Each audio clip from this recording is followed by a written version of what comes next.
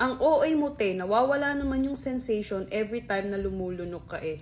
Just to give you context, Julian went to Boracay para mag-helmet diving.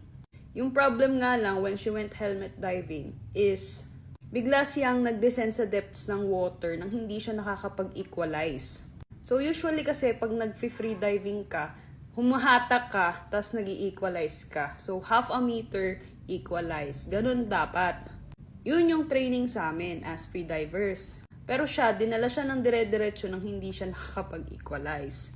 Guys, yung nangyari sa kanya, it's very serious. Because if hindi kayo makapag-equalize, yung pain na yan, hindi pa yan yung pinakamalalang pwedeng mangyari sa'yo. Maaaring mag-rupture yung eardrums mo, and pwede kang magka-sinus squeeze, sasakit yung ganitong part ng mukha mo. It can lead to serious injuries. Also, it is not correct to say na OA si Julien. Dahil hindi naman lahat ng tao na lumulunok ay nakakapag-equalize to the point na nare-relieve yung pressure. So next time, pag-isipan natin yung i-comment natin sa iba. Dahil iba-iba yung katawan natin and how it responds to pressure. Julien, ikaw naman, para maiwasan mo na tong issue na to, I'm inviting you to go freediving with me.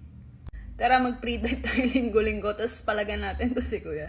De joke lang. Mahilig kasi si Julien mag-travel, and isa sa part ng travel niya is pagsiswimming. So, Julien, PM mo ko. Let's go!